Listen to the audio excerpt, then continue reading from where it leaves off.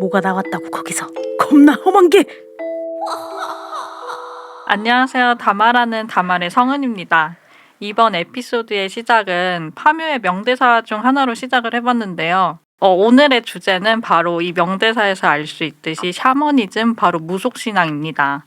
그리고 오늘은 제가 원래 사라님이랑 계속 같이 하는데 사라님이 굉장히 바쁜 분이기 때문에 아마 격주로 같이 할 것 같고, 대신에 오늘은 노엘님이 여기 자리를 해주셨는데요. 자기소개 한번 부탁드릴게요. 안녕하세요. 저는 서노엘이라고 합니다. 사라님의 정말 이 스케줄 이슈로 인해서 제가 대타로 나왔는데요. 지금 녹음 시간이 굉장히 이른 일요일 아침이잖아요. 이렇게 아침에 제가 늦잠을 포기하고 의리로 나왔습니다. 이렇게 셀프 미담을 날리면서 한번 시작을 해볼 텐데 아니 오늘 주제가 샤머니즘이에요. 제가 요즘에 굉장히 관심을 많이 갖고 있고 샤머니즘에 관한 컨텐츠도 많이 접하고 있거든요.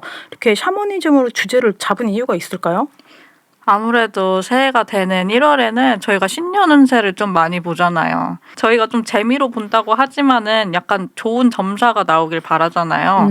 생각해보면 저희가 일상생활에 이렇게 무속신앙을 약간 믿는 느낌이 있어서, 또 저희 노엘님이랑 제가 무당 콘텐츠를 굉장히 좋아하잖아요. 그러니까요. 거의 요즘에는 제가 1일 1 무속인 컨텐츠를 보고 있거든요. 아니 그래서 저희가 최근에 그 총 운을 봤잖아요. 신년 운세를. 우리 성우님이 어떻게 나왔었죠? 저 같은 경우에는 이번 한 해는 뭔가 새로운 일을 시작하려고 하는 해이기도 하고, 그로 인해서 다양한 기회들이 온다고 하더라고요. 그리고 제가 제일 관심이 있는 게 재물운인데, 저는 운세를 보면 항상 재물운이 좋다고 나와요. 좋았던 적이 그렇게 많이 없었던 것 같은데. 네. 그래서 좀 기분 좋게 새해를 시작할 수 있지 않았나. 우리 노엘님은 어떻게 나오셨나요? 저는 일단은 총 운이 좀 더 좋아진다 이렇게 나왔는데 재물은 큰 재물을 얻지는 않지만 그렇다고 큰 손실도 없다고 나와요. 평탄하게 잔잔말이라는 뜻이겠죠. 그리고 저는 건강을 굉장히 중시하는 사람이기 때문에 건강운을 봤는데 이제 기관지가 약해서 뭐 감기에 노출되는 해라고 하고, 그리고 중요한 거는 건강 보조 식품보다는 신선한 야채나 과일을 섭취하라고 하는데 소름 돋았잖아요. 저 굉장히 건강 보조 식품 맹신자인데 다이어트 보조제를 굉장히 좋아하시고. 그러니까 아침에도 하나를 먹고 나왔거든요. 붓기 빼는 걸로. 근데 야채나 과일 열심히 먹어야겠다. 어쨌든 좀 재미로 본 거지만 좀 나쁘게 나오지 않아서 기분이 좋지 않았나 싶어요. 저희가 뭐 안 믿어, 운명은 뭐 개척하는 거지 이렇게 저희가 항상 얘기하지만 그래도 좋게 나오면 뒤돌아서 씩 웃곤 하죠. 그래서 저희가 일상 중에 이렇게 샤머니즘이 녹아있으니까 이 컨텐츠를 좀 다뤄보면 재밌을 것 같아서 정해봤는데, 네. 그럼 샤머니즘이 뭔가라는 생각이 들 것 같아요. 맞아요. 저는 뭐 말은 샤머니즘이라고 하고 그런 컨텐츠를 많이 보지만 이게 확실한 뜻은 항상 몰랐거든요. 이게 우리 성우님이 또 조사를 해오셨죠? 네, 저도 자세히는 잘 몰랐어요. 대충 의미는 알았는데, 샤머니즘이란 게 샤먼을 중심으로 하는 원시 종교 체계거든요. 그러니까 샤먼이 뭐냐고 하면 우리나라로 따지면 무당분들이거든요. 그런 영적 존재와 이렇게 소통을 해서 인간이랑 연결해주는 분들을 샤먼이라고 하는데, 그럼 샤머니즘이랑 무속신앙의 차이는 뭔가, 이게 궁금하잖아요. 네. 우리나라에 있는 샤머니즘이 무속신앙이라고 합니다. 우리나라만의 특성이 있는 거죠, 샤머니즘에서도. 그리고 저는 오늘 처음 알았어요. 좀 전에 차에서 저도 궁금해서 검색을 했는데 이 샤먼이란 뜻이 이꼬르 무당이더라고요. 네. 혹시 알고 계셨어요? 저는 전부터 알았어요. 그래요? 왜 얘기 안 해주셨어요? 검색 안 했으면 큰일 날 뻔했어요. 그런 뜻이 있더라고요. 그래서 우리나라에서 이렇게 일상에 약간 무속 문화가 녹아져 있잖아요. 어떤 것들이 있을까요? 일단은 제일 좀 많이 알고 있는 거 보편적으로 저희가 뭐 새 차를 구입을 했을 때 막 차 바퀴에 막걸리를 뿌리고 사고 나지 않게 해달라고 지내잖아요. 최근에 친한 동생이 차를 탔을 때 고사를 지냈거든요. 사라님도 차를 샀을 때 저는 고사를 지내본 적이 없는데, 뭐 막걸리를 뿌린다고 했나? 그렇게 한다고 하더라고요. 그 본인이 마시려고 산 거 아니에요? 그런 경우 산 것 같은데. 네. 그거 외에도 약간 신기한 게 태몽이라는 게 있잖아요. 제가 인터넷에서 봤을 때 그 다른 나라는 그렇게 태몽을 많이 꾸지 않는다고 하는데 우리나라 같은 경우에는 거의 가족뿐만이 아니라 친구가 꺼주기도 하고 뭐 지인이 꺼주기도 하고 그게 약간 일상에서 우리나라에 녹아져 있는 무속 문화 중에 하나지 않을까. 그러면 우리 노엘님은 혹시 뭐 태몽이 뭐 어머니께서 말씀해 주신 게 있나요? 네, 저는 그 태몽이 있는데요. 어머니가 저를 임신을 딱 하셨을 때 굉장히 넓은 들판에 복숭아 나무들이 되게 많았다고 해요. 그래서 복숭아를 따야겠다 하고 가다가 되게 큰 탐스러운 복숭아가 있어서 그걸 어머니가 힘들게 올라가서 복숭아를 탁 따고 떨구셨다고 하더라고요. 그래서 지금 이 모양이 아니 농담이고요. 그래서 그 복숭아를 땄는데 주변 어른들에게 어머님이 말씀을 했더니 태몽인 것 같다. 그러고 하셨대요. 그래서 굉장히 거대한 복숭아였는데 네, 맞아요. 우량아로 태어나셨다고. 맞아요. 어머니가 거대한 복숭아를 따서 너가 3.9kg로 태어났나 보다 하고 하셨는데 우리 그럼 성우님은 태몽이 뭔가요? 저는 엄마가 잘 기억이 안 난다고 하는데 저희 집안이 약간 기독교 집안이기도 하니까 막 그 마음에 두지 않았던 것 같아요. 근데 은연중에 얘기를 해주셨는데 다른 사람이 태몽이라고 하면 노엘니처럼 복숭아 같은 예쁜 과일이 나오거나 뭐 호랑이가 나왔다거나 이렇게 좀 좋은 걸 꾸잖아요. 저는 엄마가 채소 밭에서 물을 뽑았다고 그랬나? 뭐 그런 얘기를 지나가듯이 해주셨는데 태몽도 참 소박했다. 근데 어머님이 물을 뽑으셨다고 하셨잖아요. 이게 또 연결고리가 있는 것 같아요. 왜요? 우리 성우님이 별명이 뭐 다람쥐, 토끼에서 앞니가 굉장히 강력하잖아요. 그래서 물을 잘 갈지 않을까. 그래서 어머님이 혹시 무태몽을 꾸신 게 아닐까 추측을 해봅니다. 저를 조롱하시는 거죠? 아니에요. 아니 앞니가 귀엽다고 칭찬을 하는 겁니다 지금. 그리고 저희가 또 있잖아요. 뭐 어른들이 뭐 어디 갔다 오거나 하면은 거기 갔다 오면 부정 탄다고 하고 소금을 뿌린다거나 팥을 뿌리기도 하고 또 어떤 집에 가면은 굵은 소금을 이렇게 단지에서 신발장에 두기도 하더라고요. 왜요? 애군을 쫓는다고 뭐 나쁜 거를 쫓는다고 그랬나? 그래서 저도 사실은 뭐 그런 걸 믿어. 됐어. 이렇게 하긴 하지만 다이소 가면 단지가 1,000원, 2,000원 굉장히 저렴하거든요. 저도 소금을 사서 신발장에 넣어놨어요. 제 측근이 그렇게 한번 하라고 해가지고 그렇게 그냥 많이 하시더라고요. 그렇게 하면 정말 나쁜 일이나 나쁜 기운이 안 들어온 게 느껴지시나요? 글쎄요. 딱히 그걸 한 이후로 뭐 나쁜 일은 별로 없었던 거야. 나쁜 일? 그냥 살이 한 8kg 찐 거 빼고는 없었던 거 나쁜 일 아닌가요? 아니요. 빼면 되니까 말고는 없었던 것 같아요. 정말 이렇게 자연스럽게 일상 속에서 녹아드는 게 아닌가 싶은데 또 어떤 것들이 있죠? 또 저는 그냥 얘기로만 들었는데 임신하신 분들은 장례식장을 안 가신다고 하더라고요. 뭔가 나쁜 기운이 거기에서 이제 붙어서 올까봐인 것 같기도 하고 그러니까 현대적인 생각으로 그 이유를 추리해 보자면 임신을 했을 때는 조심해야 되니까 아무래도 질병에 노출이 되면 안 되니까. 그리고 옛날에는 그 장례식장 뒤에 진짜 그 시체를 놓기도 했었잖아요. 맞아요. 돌아가신 분의 그분을 시신을 모시기도 했으니까 아무래도 균이나 그런 감염에 취약할까봐 그런 미신이 있지 않을까라고 한번 생각을 해보게 되네요. 그리고 저도 또 그런 되게 흥미로운 글을 읽었어요. 애기들은 머리에 숨구멍? 정수리에 구멍이 다 닫히지 않았잖아요. 그래서 가면은 뭐 질병이나 그런 안 좋은 것들이 뭐 이렇게 타고 들어올 수 있다. 그 구멍으로? 네, 애기들은 구멍이 열려 있으니 그런 글도 굉장히 흥미롭게 읽었습니다. 그러면 우리 노엘님은 직접 뭐 신점을 봐보신 적이 있거나 뭐 흔히 말하는 뭐 귀신을 봤다거나 그런 우리가 눈에 보이지 않는 어떤 존재를 봤던 경험 같은 게 있으신가요? 저는 제가 그런 존재를 본 적은 없는데 제가 거의 30대 중반? 꽤 오래전에 신점을 본 적이 있어요. 정말 신당에 가서. 이때 촬영 때문에 간 거였는데 제가 대표로 본 거였어요. 내가 보겠다 한 건 아니고 대표로 한번 봐봐라. 촬영을 해야 되니까. 그래서 봤는데 정말 그때 그 무속인 분이 부채를 피시고 막 방울을 흔드시고 막 몸을 이렇게 떠시더니 얘기를 하시는 게 남자로 태어났으면 장군감인데 여자로 잘못 태어났다. 수명이 남들보다 짧다. 그래서 저 내일 죽나요? 이렇게 너스레를 떨었었거든요. 그리고 하나 또 기억나는 게 돈을 벌면 좀 쓸데없는 곳에 베팅하지 말아라. 약간 투자를 하려는 습성이 있다. 돈이 있으면은 그래서 그냥 그렇게만 기억이 나고 그때는 그렇게 잘 별로 맞지 않네? 라고 생각을 했던 것 같아요.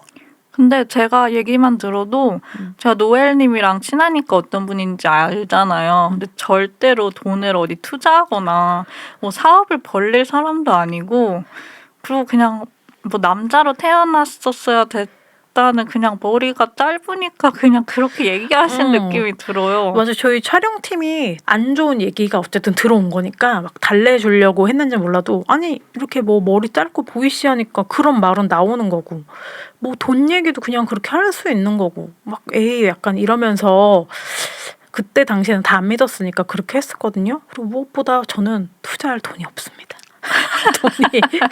돈이 저 지금 이제 먹고 살기도 바쁘기 때문에 그때는 그랬던 것 같아요. 그리고 무속인 분의 얘기를 별로 귀담아 듣지 않아서 사실 여기까지만 기억이 나는데 지금 또 생각해보면 그냥 열심히 좀 한번 들어볼 걸 그때 볼 때 이거를 믿느냐 안 믿느냐 지금은 뭐 왈가왈부할 수 없지만 그때 당시에는 믿지 않았기 때문에 그랬던 거고 우리 성우님은 보신 적 있나요?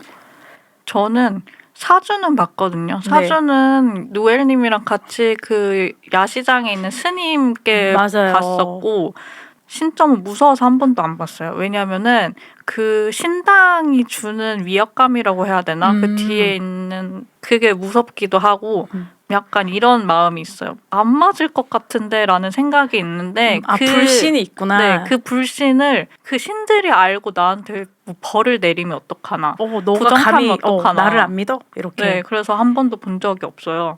근데 제가 귀신을 본 건 아니고 제가 예전에 잘 알았던 친구 한 명은 약간 그런 촉이 있나 봐요. 어렸을 때부터 귀신을 봤는데 자기 아파트 안에 자기 또래로 보이는 단발머리 여자애를 봤다고 했는데 걔가 귀신이었고 그냥 사람처럼 또렷하게 보였다고 하고 좀 나이를 먹고서는 그렇게 눈에 보이게 귀신은 보지 못했지만 어떤 존재가 자기를 지나가는 게 느껴진대요.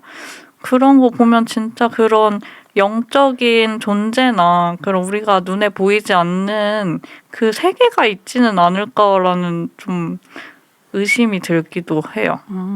저도 좀 그런 생각이 들었던 게 저도 보지는 않았지만 저희 지금 외할머니께서 지금 하늘나라에 가 계시지만 같이 살았거든요. 근데 한 번은 이렇게 낮잠을 자고 있는데 저희 참고로 외할머니는 정말 절실한 기독교셨어요.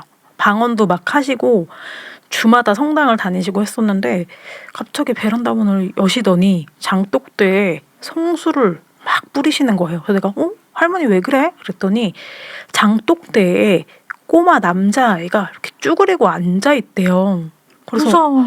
그래서 그렇게 뿌렸는데 저는 그 당시에 지금 들으면 좀 무섭잖아요. 근데 저는 그때 제가 고등학생이었는데 당시에 뭐 귀신의 존재를 믿지 않았으니까 할머니가 그때 좀 아프셨어요. 쇠약하실 때라서 할머니가 이제 몸이 안 좋으셔서 좀 헛거를 보셨나? 이렇게 생각하는 게 컸던 것 같고 그리고 또 한 번은 제가 알고 지내던 오빠가 이 갑자기 오빠 얘기가 생각나네. 귀신을 평상시에 되게 자주 본대요. 그리고 귀신은 뭐 극장이나 어디 음악이 나오는 곳, 조명이 있는 곳 이런 데를 좋아한대요.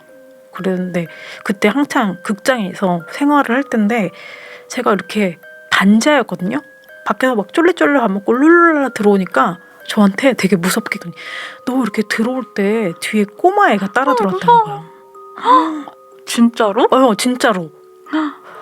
그래서 가끔 그 오빠가 귀신 본 거를 얘기하고 뭐 저희가 들어올 때 뭐 누구 따라 들어왔다. 근데 그 극장이 굉장히 오래됐고 반지하였잖아요. 좀 귀신이 나오는 그런 좀 유명한 극장이긴 했어요. 그래서 뭐 저희가 공연을 뭐 다 하고 암전이 되거나 하고 막 조명이 깜빡깜빡일 때 좀 여자 귀신을 봤다는 동료들도 좀 있었습니다.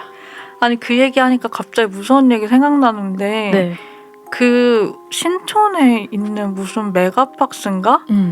거기가 귀신이 되게 많이 나오는 데로 유명하대요. 근데 거기에서 있었던 일인지는 정확히 모르겠는데 누가 인터넷에 썼는데 자기가 혼자 영화를 보러 갔는데 자기밖에 없었던 거예요. 그 관에. 근데 계속 영화를 보고 있는데 구석에서 알바생이 웃으면서 자기를 이렇게 계속 보고 있었다는 거예요. 마음에 들었나 혹시? 아니 근데 그게 상식적으로 말이 안 되잖아요. 귀신인 거지. 누가 영화 보는 내내 웃으면서 쳐다보고 있어요. 아니면 그 알바생이 웃상 아니었을까요? 입꼬리가 올라간 웃상 아니야? 그렇게 얘기 들으니까 안 무섭기는 한데 그죠? 지금 막 소름 돋았어. 너무 무서워서. 이렇게 저희가 정말 무서울 때 소름이 돋고 막 한기가 느끼잖아요. 그런 걸 잘 느끼는 사람들은 되게 예민하대요. 그래서 뭐 소름이 돋고 한기를 잘 느낀다고 하는데 그때 막 영이 들어오거나 지나가는 거라고 하더라고요. 아, 무서운 얘기 하니까 생각났는데 저희가 진짜 무섭게 본 영화 있잖아요. 혹시 그 영화? 네. 혹시 그 영화? 그 영화를 노엘님이 조금 얘기해 주세요. 얼마나 무서웠고 무슨 내용인지. 맞아요. 저희가 이 샤머니즘 하면은 굉장히 많은 영화들이 있잖아요. 파묘도 있고 곡성도 있는데 저는 정말 재밌게 최근에 봤던 게 이게 태국 영화였죠. 랑종이라는 영화예요. 자매가 있는데 둘째가 샤머니예요. 무당이죠. 원래는 언니가 신내림을 받았어야 되는데 언니가 받기 싫어서 그래서 동생이 받게 됐어요. 근데 언니의 남편이 죽었어요. 남편이 죽고 나서부터 딸이 이상해진 거예요. 그 언니의 딸이 뭔가 이상한 행동을 하고 기억 못하는 행동을 하고 해서 이 동생 무당이 뭔가 씨인 것 같다. 뭐 구술하고 뭘 해야 된다 하는데 가족들이 처음엔 반대하다가 딸이 점점 이상해지니까 그래 한번 해보자 하면서 고군분투하는 얘긴데 이 영화가 저는 좋았던 게 결말이 물론 있지만 그거를 해석하는 시점이나 관점이 다 다르잖아요. 저희도 같이 봤지만 다 다르게 해석을 하잖아요. 이 딸이 시인 게 과연 악귀일까 아니면 정말 이 신일까 그런 거를 얘기하는 게 참 좋았죠. 잘 만들어졌죠. 이것도 어떻게 보면은 신내림에 관한 얘기죠. 대대로 좀 신내림을 받는 집안의 얘기기도 하고 진짜 너무 무섭지 않았나요? 그리고 왜 무서웠냐면은 그게 약간 다큐멘터리 형식으로 제작이 돼 있기도 하고 맞아요. 이게 페이크 다큐였죠. 네, 그분들이 진짜 그 역할처럼 보이는 분들이었기 때문에 또 몰입이 될 수 있었던 것 같고 마지막으로 갈수록 그 신들린 분들의 연기가 진짜 기괴하잖아요. 개처럼 행동하시는 분들도 나오기도 하고 그런 거 보는 게 저는 제가 봤던 약간 무서운 영화 중에서 손에 꼽게 무서웠어요. 진짜 그 일이 실제처럼 느껴지기도 했고 아빠가 생전에 뭐 사람들을 되게 많이 혹사시키고 못되게 하고 거기 극성에서 강아지들을 많이 죽였다고 했잖아요. 강아지 개고기를 많이 먹었다고 그랬었나? 맞아요. 그래서 막판에는 거기 굿을 같이 하러 온 사람들이 그 개 악귀가 씌어요. 그래서 이거를 너무 표현도 잘하고 너무 무섭잖아요. 너무 실제 같아서 무서웠잖아요. 여러분 혹시 샤머니즘에 관심이 있으시거나 오컬트 영화, 공포 영화에 관심이 있으신 분들은 랑종을 보시면 좋을 것 같고 그리고 랑종을 저도 오는 길에 검색을 했는데 랑종의 뜻이 여러분 무당이라고 합니다. 성우님 아셨나요? 몰랐네요. 네, 그렇죠. 몰랐다고 해야 될 것 같아. 아니 랑종이 그냥 어떤 명칭이거나 이런 줄 알았는데 랑종이 여러분 무당이라고 합니다. 한번 꼭 보세요. 그리고 저희가 최근에도 또 굉장히 미국 영화인데 재밌게 본 샤머니즘 영화가 있죠. 어떤 거였죠?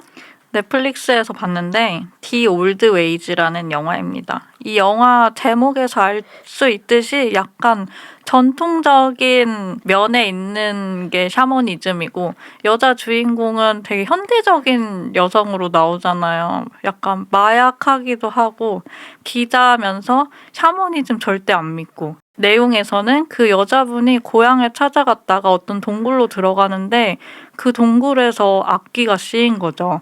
그래서 그 영매분이 그 여자 주인공을 데려다가 이제 퇴마를 하는 내용인데 결국에는 그 제목처럼 여자분이 구습이라고 하죠. 퇴마나 이런 샤머니즘을 받아들여서 영매가 되는 영화거든요.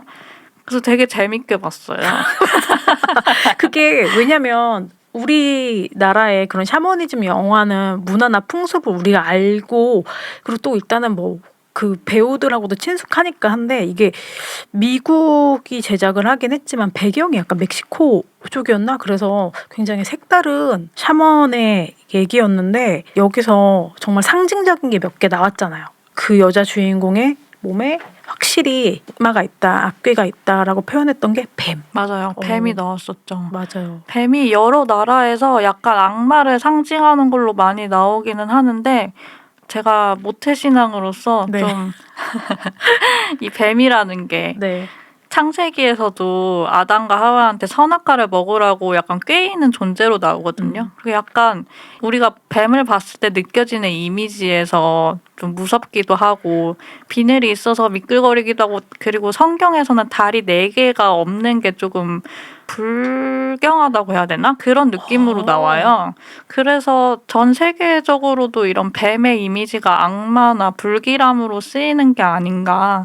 근데 찾아보니까 제주도에서는 뱀이 좀 좋은 의미로 쓰인다고 하더라고요. 그래요? 어떻게요?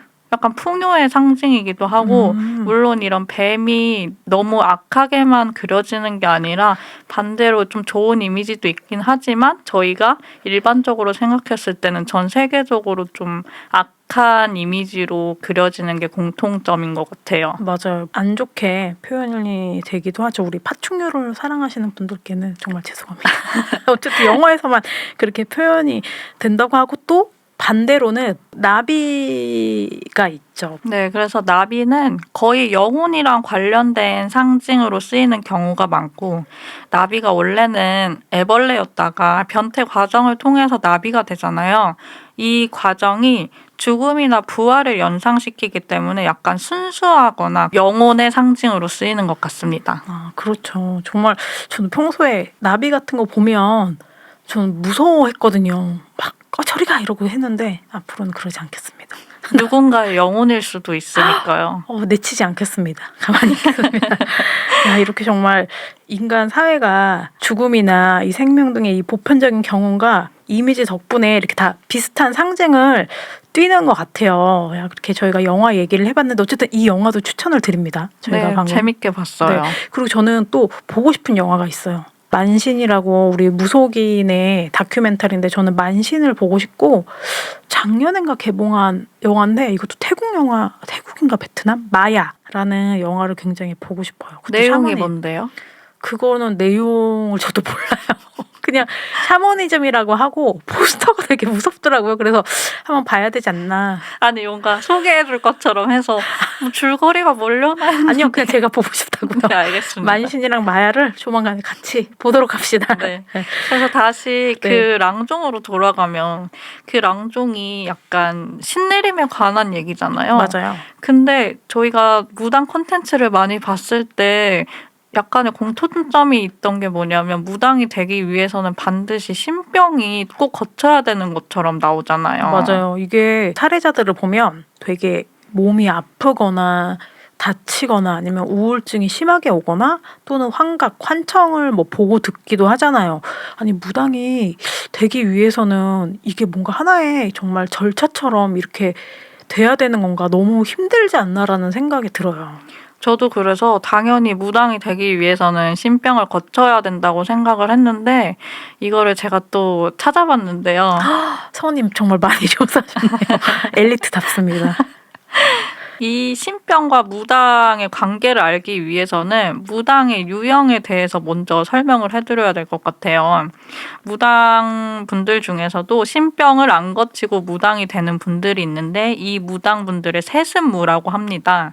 단어에서 알 수 있듯이 무당을 세습하는 거예요. 만약에 어머니가 무당이시면 가업 대대로 있는 것처럼 내가 무당이 되는 거죠.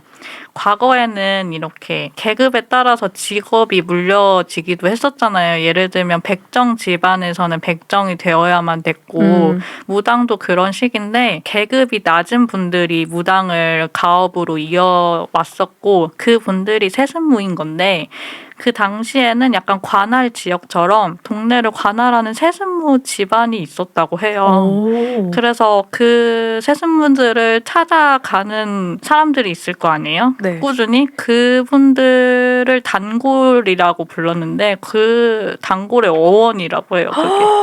단골 들어오세요 이렇게 그 어원이군요. 몰랐던 사실이에요. 굉장히 재밌네요. 그러면은 이 가문 대대로 무당이 되는 경우는 그럼 신병이 없다는 거죠? 그쵸. 약간 직업적으로 무당을 받아들이는 거죠. 음. 근데 이제 왜 이런 분들이 요즘에는 없냐면 이게 과거에는 어쩔 수 없이 무당을 직업으로 선택하는 면이 없지 않아 있잖아요. 계급이 나눠져 있으니까. 근데 현대에 와서는 내가 자유롭게 직업을 선택할 수 있으니까 이게 많이 사라진 편이고, 대신에 이제 신병을 거쳐야만 무당이 되는 경우를 강신무라고 하는데, 이분들은 종교적인 체험이나 신병이 반드시 있어야만 무당이 되는 거예요. 그래서 저희가 신병이 걸려서 신내림을 받았다 이 컨텐츠가 많은 것도 세신무 분들이 많이 사라지고 강신무 분들이 이제 많아지니까 이게 무당이 되기 위해서는 당연한 절차처럼 신병이 여겨지는 거죠. 참 요즘에 진짜 제가 이런 컨텐츠에 관심을 가지면서 많이 봤는데 정말 너무 힘들어 보이더라고요. 이게 몸적으로도 그러고 정신적으로도 그러고 하니까 최근에 좀 봤던 재밌는 게 우리 한지붕 세 가족의 순돌이 우리 배우 이건주님이 신내림을 받으셨잖아요. 그 전까지는 뭔가 일도 되게 없고 일이 너무너무 들어왔으면 좋겠는데 일도 없고 너무 우울하고 환청도 듣고 이랬대요. 그랬는데 계속 들어오는 일들이 무당 컨텐츠였대요. 그래서 나갔더니 무속인들이 다 하는 말이 신을 받아야 된다. 신을 받아야 된다 해서 자연스럽게 해가지고 지금은 이제 무속인을 하고 계신데 받고 나니까 그런 우울증도 좀 사라지고 많이 편해졌다고 하더라고요. 그래서 신병을 보면 약간 공통적으로 보이는 게 일반적인 의학 치료로는 치료가 불가능한 병처럼 그려지잖아요. 막 맞아요. 정신과를 가도 안 되고 뭐 몸이 진짜 너무 아파서 온갖 검사를 해도 뭐가 안 나오는데 결국에는 신내림을 받았을 때 그 병이 사라지는 게 좀 신기하기도 하고 무섭기도 하죠. 맞아요. 이게 우리가 정말 생각하지 못한 미스테리하고 알 수 없는 정말 그야말로 의학적으로 설명할 수 없는 일들이잖아요. 어쨌든 그분들이 그렇게 함으로써 좀 나아졌다고 하면 그게 참 다행인 거죠. 그래서 순돌이님 얘기를 좀 해보면 네. 신병을 받고 이제 무당이 됐는데 알고 보니까 외가 쪽에 무당이셨던 분이 있다고 하셨더라고요. 그러면은 어떻게 보면은 본인은 안 받았지 이 가업을 받은 거네요. 이어받은 거네요. 그렇죠. 그래서 저는 어떤 생각이 들었냐면 갑자기 무당이 되는 분들도 있지만 어쨌든 이런 무당, 무업을 해야만 하는 그런 특별한 혈통이랑 무관하지가 않을 것 같다는 생각이 들었어요. 그 영화 랑종에서도 이게 대대로 내려져 와서 신내림을 거부하면 약간 벌을 받는 것처럼 맞아요. 꼭 해야만 하는 운명 같은 느낌으로 신병이 많이 그려지잖아요. 맞아요. 이 받아야 되는데 거부를 하면은 좀 그런 안 좋은 일들이 일어나니까. 그리고 뭐 신병을 바라보는 시각도 굉장히 많잖아요. 최근에 재밌었던 또 콘텐츠가 무속인데 정신과 병원 의사가 이렇게 나와서 서로의 입장을 얘기를 하는데 뭐 결과적으로 뭐 누가 맞다 아니다라고 할 수 없죠. 성우님 어떻게 생각하시나요? 저도 그 컨텐츠를 노엘님이랑 같이 봤는데 같이 많이 봤네요. 네. 근데 거기에서 이제 정신과 의사분이 어떤 식으로 설명을 하시냐면 개인이 어떤 굉장히 큰 고통이나 트라우마가 생겼을 때 이 개인의 자아로는 견딜 수 없는 고통이니까 그 힘듦을 벗어나고자 해서 약간 다른 인격체를 만들어서 다중인격 같이 되는 거죠. 그 고통을 전가시키고 나는 새롭게 태어나는 느낌으로 약간 현실 도피를 하는 방어 기제처럼 설명을 하셨는데, 근데 재밌는 건 거기 나오셨던 무당분은 실제로 정신과 병원에 가시기도 했는데 그럼에도 낫지 않았었거든요. 맞아요. 많은 병원을 다녔는데 그래도 뭔가 치료가 안 됐다고 하고 아니 지금 이제 뭐 또 다른 자아가 나온다고 하는데 그러면 저희가 다르게 생각해보면 각자 다 하나씩 또 다른 자아를 갖고 있지 않나요?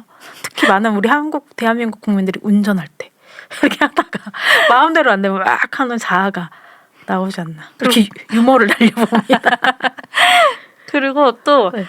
정신학적에서는 다른 면으로 어떻게 보냐면 뭐 부모님이랑 사이가 어렸을 때부터 안 좋았다거나 아니면 이제 여성으로서 느끼는 불합리함이나 경제적으로 사회적으로 지위가 낮은 분들이 무의식적으로 열등감이나 열등의식이 있을 수가 있잖아요.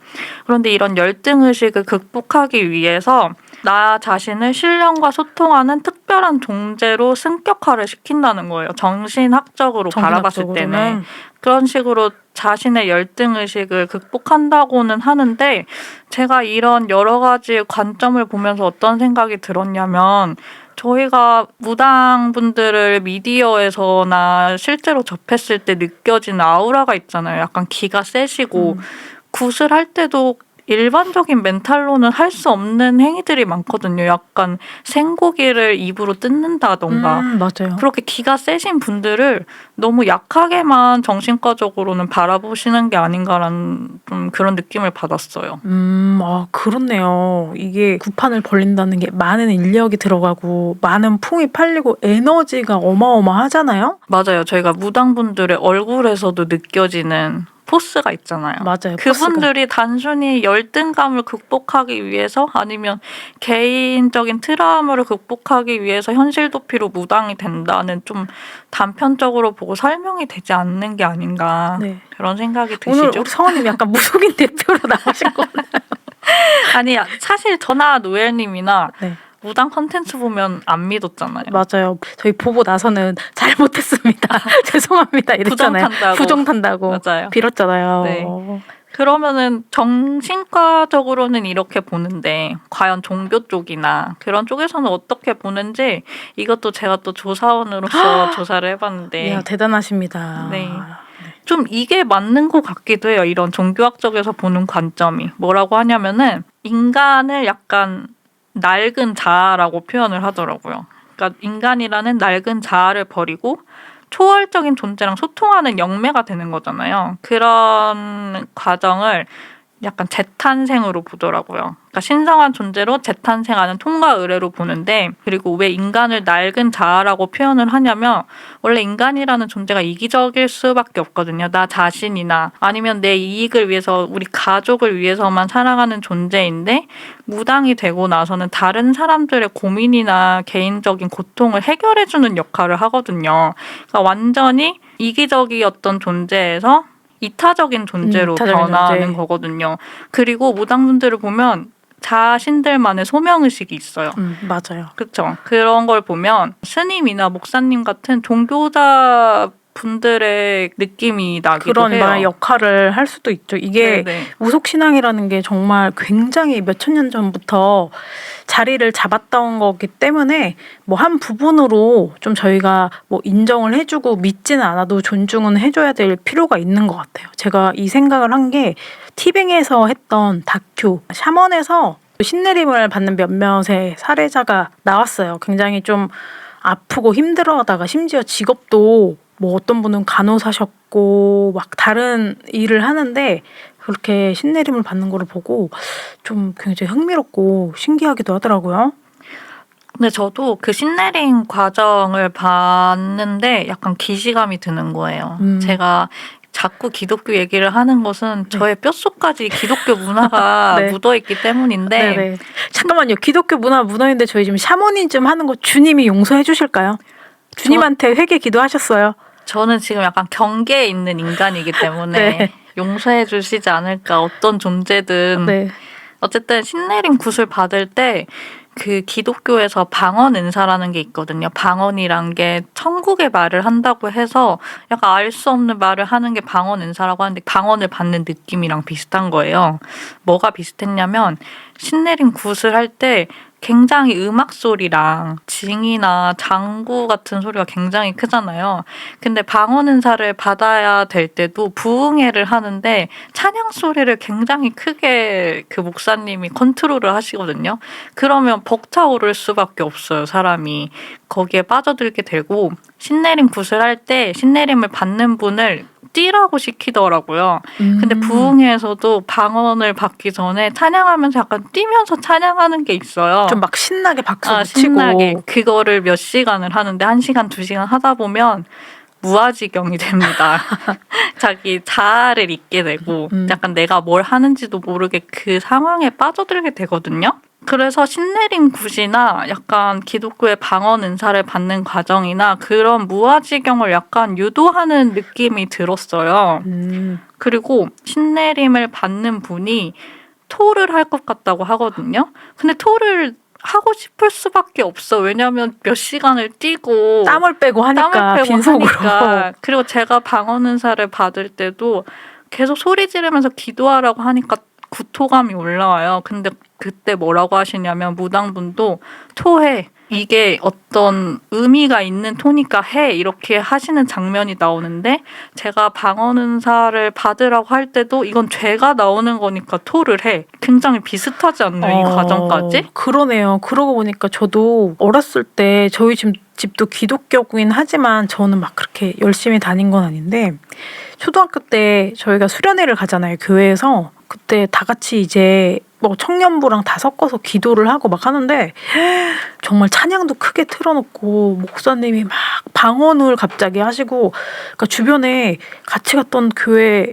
정말 열심히 다니는 친구들이나 언니 오빠들이 막 갑자기 울다가 누워서 울고 뭐라고 방언을 하는 거예요. 저는 근데 그 상태에서 뭐지? 분위기가 나만 안 하고 있으니까 뻘쭘한데 하고 그래서 저도 하는 척을 하셨나요?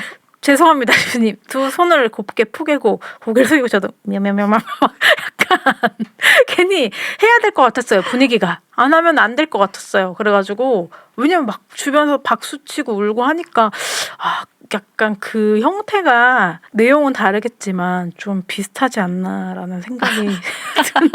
갑자기 마무리에. 근데 저도 제가 방언 은사를 한다고 믿었어요. 그게 되게 잠깐만요. 비슷한 게. 해본 적 있어요? 방언? 네, 저는 그러니까 네. 한다고 그때 믿었는데 네.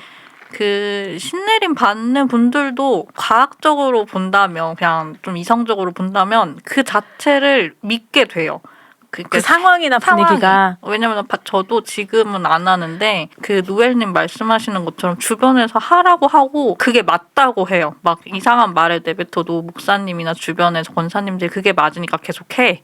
그러면 그렇게 하게 되고 신내림 과정도 비슷해 보이기도 해요. 내 자신을 스스로 그렇게 그 상태였다고 믿게 되는 것.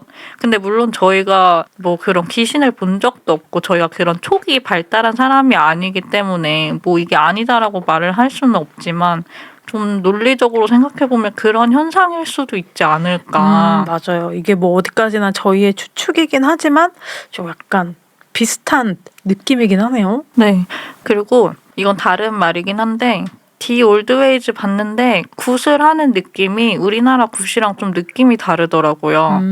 거기 굿에서는 춤이나 그런 장구 같은 게 나오지가 않고 맞네요. 거기는 되게 조용조용하게 했잖아요. 그 영화상에선. 조용한데 약간 호루라기 같은 걸 불기도 하고 근데 우리나라에서는 춤과 그 음악이 빠질 수가 없죠. 맞아요. 저희 흥이 또 빠질 수가 없기 때문에. 그렇죠. 그래서 이것도 약간 문화적 풍습을 샤머니즘이 담고 있어서 비슷한 맥락이긴 하지만 좀 다른 형태로 나오는 것 같아요. 맞아요. 또 이어가자면 저희가 엑소시즘이 나오는 영화도 보면은 뭐 신부들이 퇴치를 하고 할 때 뭐 음악을 틀거나 신나게 하지 않잖아요. 그게 정말 각 나라마다 또 다른 것도 굉장히 재밌네요. 그리고 또 영을 만나고 오는 방법이 다르다고 들었어요. 나라별로. 맞아요. 이게 그 우리나라 같은 경우에는 무속인 분들이 누가 점사를 보러 왔을 때 앉아서 신내림을 받잖아요. 부채를 흔들거나 뭐 방울을 흔들거나 쌀을 뿌리거나 그렇게 해서 신이 들어왔다 아니면 신이 뒤에 있다 하고 점사를 보는데 시베리아 같은 경우에는 영이 나가서 신을 만나고 온다고 해요. 그거 소원이 왜 그런지 아세요? 모르겠어요. 그게 왜냐면 그 시베리아 사람들은 유목민이잖아요. 돌아다니면서 생활을 하잖아요. 그러니까 신이 오지 않고 내가 나가서 만나야 되는 존재다라고 한대요. 이게 너무 재밌지 않나요? 그러게요. 그러니까 뭔가 문화적으로 저희가 몸에 체득된 게 있으면 그 방법으로 영이랑 소통을 하는 건가 봐요. 저희가 흥이 많은 민족이니까 당연히 이제 춤추면서 이 신령님들이랑 만나고 유목민 민족들은 당연히 밖에 나가서 만나고 와야 되는 것처럼 너무 신기하긴 하네요. 그리고 그렇게 생각하니까 또 다른 나라들은 또 어떻게 신을 만나는지 너무 궁금해요. 오늘 끝나고 그거를 또 제가 유튜브 매니아로서 찾아서 좀 한번 봐야 되지 않나 싶고 제가 또 재밌는 거를 하나 검색을 해왔거든요. 잠시 중간에 살짝 얘기가 빠지는 것 같긴 한데 그걸 한번 제가 얘기를 해드려도 될까요? 저희가 네. 샤먼에 나와서 얘기를 하는 건데 저희가 티빙에서 샤먼이라는 다큐를 정말 재밌게 봤잖아요. 여기에 PD의 에피소드가 있어요. 제가 하나 읽어드릴게요. 자, 박민혁 PD님의 말입니다. 제 친구가 신부님인데 너는 세례를 받았으니까 함부로 절하고 그러면 안 돼. 너랑 부딪힐 거야. 라는 얘기를 해줬었거든요. 저는 그 말을 듣고 신부가 무속세계를 인정해주는 것 같아서 되게 신났었어요. 그래서 절을 하면 안 되는 걸 까먹고 있다가 어쩌다가 한번 절을 했어요. 근데 그날 밤부터 아프기 시작하고 토하고 설사하고 내가 뭘 잘못 먹어서 그럴 수도 있겠구나 라고 생각을 했대요. 그렇게 아프고 나니까 무속인 선생님들이 굿땅을 갔다 오면 복숭아를 하나 먹으라고 하시더라고요. 귀신들이 복숭아를 싫어한대요. 그래서 항상 촬영이 끝날 때마다 그 막내 PD가 황도캔을 줬다고 합니다. 황도캔을 먹고 나서는 그런 일이 생기지 않았나 보네요. 그렇지 않을까요? 복숭아를 귀신이 싫어한대요. 저희도 오늘 끝나면 복숭아를 하나씩 황도캔을 하나씩 먹고 항상 굿 촬영을 하고 나면 무당분들이 잡기 붙지 말라고 비방의 용도로 천을 찢어주곤 한대요. 근데 처음 굿 촬영할 때는 그거를 안 했대요. 비방굿을. 그래서 한 스태프가 병명이 나오지 않은 채로 중환자실에 입원을 했대요. 그래서 그 다음 굿하는 거를 촬영할 때부터는 모두가 꼭 줄을 서서 비방을 받았다고 하더라고요. 재밌지 않나요? 이거 제가 못 지나갈 것 같아서 얘기를 해드렸습니다. 재밌기도 하고 네. 무섭기도 해요. 근데 항상 귀신 영화를 찍었다고 하면 어떤 네. 스텝이 다치거나 뭐 카메라에 이상하게 찍혔다거나 소리가 들린다거나 그런 일화들이 있는 것 같아요. 지금 왜 소리가 그래? 들리잖아요. 무서워. 진짜 우리 성우님은 겁이 많아서 그래서 재밌어가지고 다음 내용으로 넘어가기 전에 제가 한번 조사한 거를 좀 얘기를 해봤습니다. 근데 노엘님이 그 얘기하시는 거를 듣고 어떤 게 생각이 나냐면 제가 그 종교학적 관점 찾아보다가 어떤 논문을 봤거든요. 근데 거기서 뭐라고 하냐면 샤머니즘의 이런 신령이나 영적인 존재가 완전히 거짓말이라고 한다면 모든 종교에 부정하는 것과 마찬가지다라는 말을 봤거든요. 그러니까 성경에서도 귀신이란 존재가 나와요. 그리고 기독교에서는 무당을 어떤 식으로 보냐면 완전히 그 영적인 존재가 없다라고 보는 게 아니라 마귀인 거죠. 그러니까 사탄 아니면 우상이란 존재로 보니까 영적인 존재를 부정하는 게 아니거든요. 그러니까 모든 종교에서 그렇게 말을 하는 거 보면 실제로 그들이 있는 게 아닌가라는 생각이 드네요. 그래요. 이게 참 팔수록 재밌는 게 과학적으로 뭐 근거가 되지 않고 우리가 눈에 안 보이는 게 더 무섭기도 하고 안 믿는 거기도 하잖아요. 그래서 좀 흥미로운 것 같아요. 그럼 다시 원점으로 돌아오자면 네. 너무 갑작스럽긴 하지만 네. 그 우리나라 무속 신앙의 특징 중 하나가 또 있거든요. 뭐 뭐죠? 춤과 음악 외에도 여성분들이 주도한다는 특징이 있는 것 같아요. 맞아요. 저희 뭐 다큐나 영화에서도 그렇고 보통 여성분들이 무속인 분들인 경우가 많아요. 그냥 가끔 뭐 유튜브에서 남성 무속인 분들도 나오시는데 그래도 여자들이 차지하는 비중이 되게 크잖아요. 지금에 와서야 남성 무당분들이 많이 생겼지만 무당이란 말 자체가 여성 샤먼을 이르는 우리나라 말이고 남성 무당분들은 박수라고 하죠. 박수무당. 근데 요즘에는 남녀 구분 없이 그 말이 쓰이긴 하는데 이 단어만 보더라도 우리나라 무속 신앙이 여성들이 주도를 해왔다. 그걸 알 수 있는 면인 것 같아요. 근데 왜 이렇게 여성들이 주도했을 것 같으신가요? 노엘님은? 여성들이 주도한 이유는 일단은 굉장히 생활력이 강하고 정신력이 강하고 우리 원래 여자는 강하지 않습니까? 그럼 남자는? 남자도 강하고 남자도 생활력이 강하고 글쎄요 왜 그런 걸까요? 제가 딱딱한 얘기 하기 전에 네. 무당분들이 얘기하시는 콘텐츠를 봤어요. 이 내용을 가지고. 왜 무당들은 여자가 많을까? 어떤 무속인 분들은 이렇게 얘기를 하더라고요. 여자들이 조금 더 센서티브하니까, 예민하니까. 그런 영적인 존재도 그런 촉이 잘 발달한 게 아닐까라고 말씀을 하시는데, 그래서 보면 남성 무당인 분들도 약간 그런 느낌이 있기는 해요. 여성향이라고 해야 되나? 조금 그런 면에서 발달해 보이는 그런 느낌이 느껴지시지 않나요? 맞아요. 그래서 그런지 예술을 하는 사람들이 좀 신기가 있는 사람들이 많다. 예민해서 이게 약간 일맥상통하는 것 같네요. 근데 또 좀 딱딱하게 접근을 해보자면 무당이 그 당시에 굉장히 최하층 계급이었기 때문에 남성들보다 더 아래 계급이었던 여성들이 주도할 수밖에 없었나라는 생각이 들기도 하고, 그 당시에는 유교 사상이 지배적이었잖아요. 근데 그 유교 자체도 남성 위주였고 여성들은 그런 종교적인 목마름을 채울 데가 없었다고 해요. 그러다 보니까 무속 신앙에 매달릴 수밖에 없었던 것 같고, 유교 같은 경우에는 뭐 죽음 이후의 삶? 그런 거에 대한 해답을 내려주지 않았다고 해요. 약간 이성적인 그런 교리이기 때문에. 그런데 무속신앙은 영적인 세계에 대해서 얘기를 많이 하니까 그런 여성들의 당시 종교적인 요구를 충족을 해줄 수 있었기 때문에 여성들이 이런 무속신앙을 주도하지 않았나 이렇게 보는 관점이 있더라고요. 와, 우리 성우님이 정말 조사를 열심히 하셨네요. 그때 왜 또 우리 여성을 최하위 계급으로 이렇게 해가지고, 하지만 지금은 또 왕성하게 활동을 하고 계시고 또 많은 사례자들에게 힘을 실어주고 또 치유도 하고 있으니까요. 그렇죠. 그리고 약간 유튜브가 발전을 해서 무속이라는 게 되게 옛 것처럼 느껴지지만 또 유튜브를 통해서 오히려 더 쉽게 접할 수 있게 된 것 같아요. 맞아요. 이제는 또 워낙 많은 무속인 분들이 유튜브도 하시고 심지어 어떤 분들은 틱톡에서 라이브로 점사를 봐주세요. 뽑으셔가지고 항상 전 보고 싶지만 당첨이 안 됩니다. 그래서 좀 친근함은 있는 것 같아요. 옛날에는 굉장히 무속인 분들을 접하기 어렵고 무섭고 영화나 드라마에서 좀 많이 무섭게 표현을 했었잖아요. 하지만 이제 파묘에서는 좀 정말 어벤져스들이 뭉쳐서 하는 것처럼 하고, 뭐 샤먼에서도 많은 사례자들에게 힘을 실어주고 이런 걸 보니까 이제 저는 그게 무섭다기보다는 뭐 친근감이 좀 느껴지는 것 같아요. 그리고 다음 틱톡 라이브에는 꼭 저도 점사를 보고 싶습니다.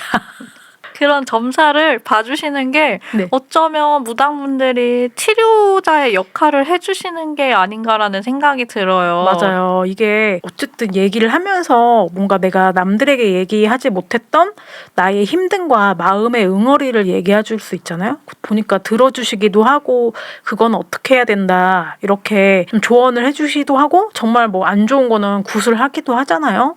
뭐 이런 역할들이 옛날에는 병원이 없었기 때문에 어떻게 보면 옛날에 의사 선생님, 정신과 선생님 역할을 하지 않았나 싶습니다.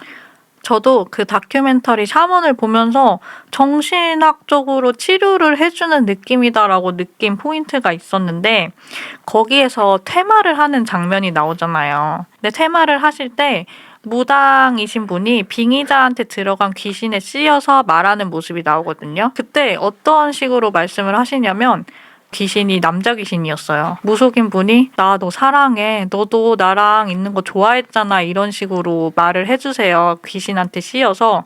근데 이런 역할처럼 보이는 모습이 약간 귀신에게 느꼈던 막연한 두려움을 좀 실체화를 시켜주고 구체화시켜주니까 두렵다기보다는 약간 이길 수 있을 것 같은 존재처럼 느껴져서 아마 사례자분도 그게 느껴지지 않았을까라는 생각이 들기도 하고, 그리고 빙의자분한테 붙는 귀신들 중에 지인이나 가족들이 안 좋은 일로 돌아가신 후에 이렇게 사례자분한테 붙는 경우가 있거든요.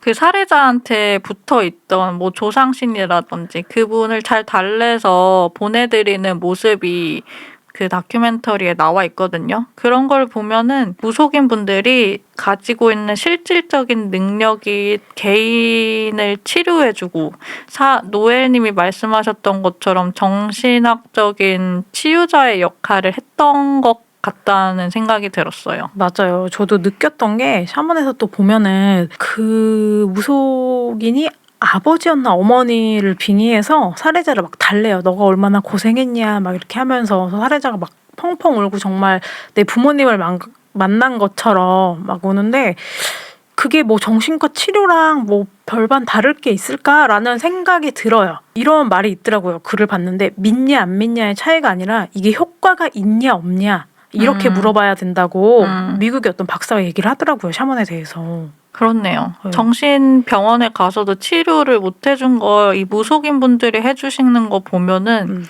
그걸 믿는 분들에게는 굉장히 대단한 존재였을 것 같기도 해요. 그렇기 때문에 몇천 년 전부터 쭉 이어져 오고 자리를 잡은 이유가 있지 않을까 싶습니다. 이게 무속이 고대부터 이어져 왔다고 해요. 삼국시대 이전부터 굉장히 오래되지 않았나요? 그래서 네. 무당분들이 이런 치유자의 역할도 하시지만 네. 저희가 제일 흥미로워하는 거는 미래를 점치시는 예언가로서의 역할인 것 같아요. 맞아요. 이게 항상 궁금합니다. 그런 말이 있잖아요. 과거는 맞추기 너무 쉬운데 미래가 맞추기 어렵다. 그래서 가끔 저도 제가 일전에 그 신점 본 거를 얘기를 했잖아요. 근데 뭔가 두루뭉술한 것 같은 거예요. 저도요. 그때 노엘님이랑 같이 어떤 유명 인플루언서가 나온 그 무당 콘텐츠를 봤는데 저희가 그 인플루언서 분을 굉장히 잘 아는 분이었잖아요. 좋아해서. 근데 이 무속인 분들이 하시는 얘기가 조금 그분의 삶과는 좀 떨어진 얘기를 하셔서 네, 저희가 계속 보면서 아닐 텐데 아닌데 약간 이런 얘기를 많이 했죠. 근데 이제 모든 사람은 미래에 대한 불안이 있기 때문에 그 불안함을 잠재우고자 점사를 보러 가는 것 같아요. 그래서 저희도 점을 볼 때 좋은 말이 나오면 그걸 믿게 되고 네. 안 좋은 말 나오면은 여기 못 본다고 그런 식으로 다시는 오지 말아야 된다고. 이게 귀에 걸면 귀걸이고 또 코에 걸면 코걸이기 때문에 이게 사람의 마음이란 좀 어쩔 수 없는 것 같습니다.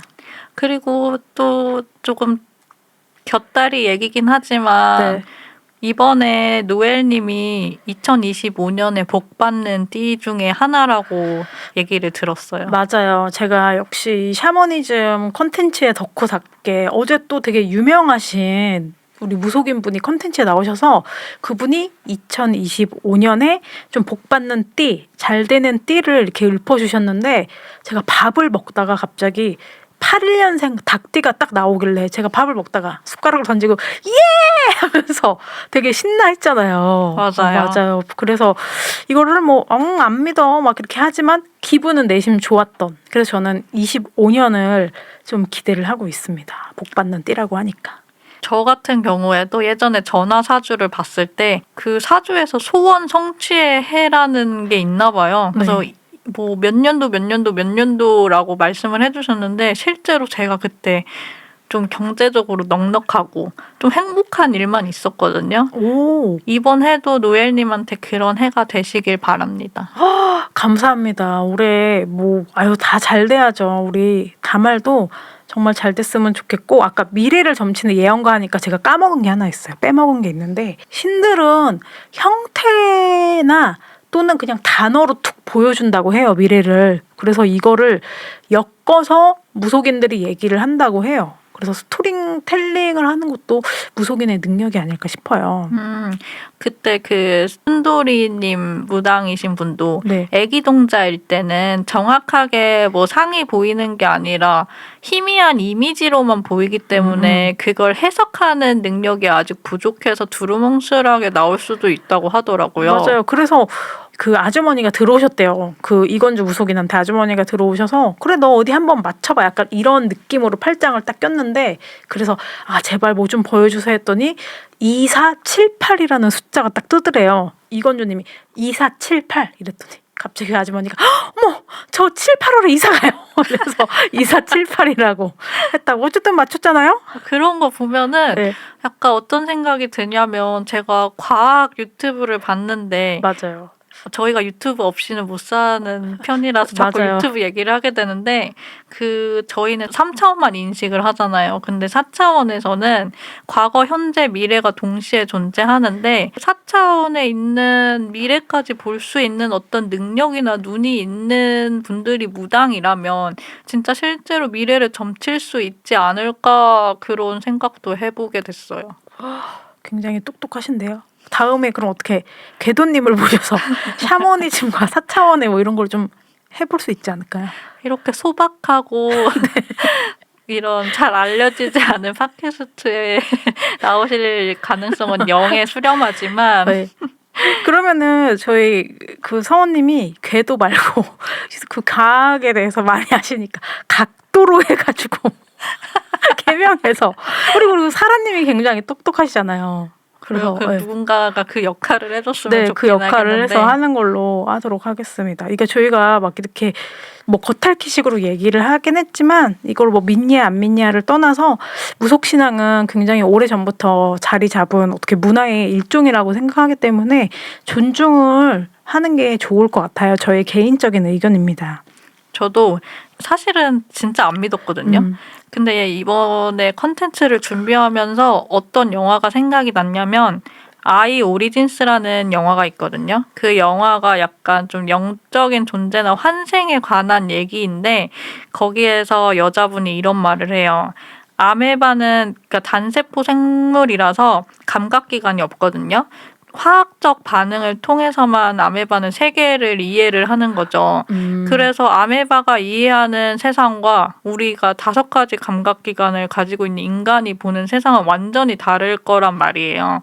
그렇다면 마찬가지로 그 영을 보는 걸 식스센스라고 하잖아요. 6번째 감각이 있는 사람이 보는 세계와 일반인인 우리가 보는 세계는 완전히 다르지 않을까. 그래서 단지 약간 현대적인 관점으로만 맞다 아니다를 판단을 할 게 아니라 그 과거에서부터 무속인 분들이 사회적으로나 문화적으로 좀 행했던 역할을 좀 존중을 해줘야겠다는 생각이 들었어요. 이번 컨텐츠를 하면서. 오, 야, 이제 생각이 많이 바뀌셨네요.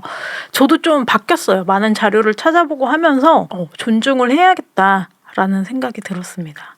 그런 의미에서 저희 뭐 이제 새해가 밝았으니까 사주는 봤으니까 우리 좀 유명한 만시님을 찾아가서 신점을 보는 건 어떠신가요? 신점을 보기에는 아직 약간 믿을랑 말랑하는 상태니까 더 무서워져서 네. 잘 모르겠지만 네. 기회가 된다면은 네. 경험을 해보고 싶기는 합니다. 네, 그렇습니다. 저희 오늘 준비한 시간은 여기까지인데 뭐 성우님 더 혹시 하실 말씀 없나요? 뭐 하고 싶은 말은 많은데 네. 그냥 여기서 끝내야 될 것 같아요. 그래요? 왜요? 지금 화장실에 가고 싶기 때문에. 아, 그럼 우리 성우님의 화장실 이슈로 여기서 마치도록 하겠습니다. 저희 뭐 끝인사, 다말의 끝인사가 항상 있나요? 2번째 화이기 때문에 이제 좀 바꿔도 될 것 같은데요. 네. 초반에. 네. 원래 저번 주에는 다음 시간에 봬요. 안녕 이거였는데 좀 이런 거에 경험이 많으신 노엘님이 새로 정해주셔도 좋지 않을까요? 네, 우리 다말이 많은 분들이 들어주셨으면 하는 마음에서 다말 많이 들어주세요. 제발 어때요? 네, 알겠어요. 자, 같이. 네, 하나, 둘, 셋. 다말 많이 들어주세요. 잠깐만요. 다시요. 다말 많이 들어주세요. 다말 많이 들어주세요. 제발. 네, 로봇인 줄 알았어요. 자, 다시. 갈게요. 시작. 다말 많이 들어주세요. 제발. 감사합니다. 진짜 화장실 급해? 무슨 말이야? 배고파. 들어줘요. 다말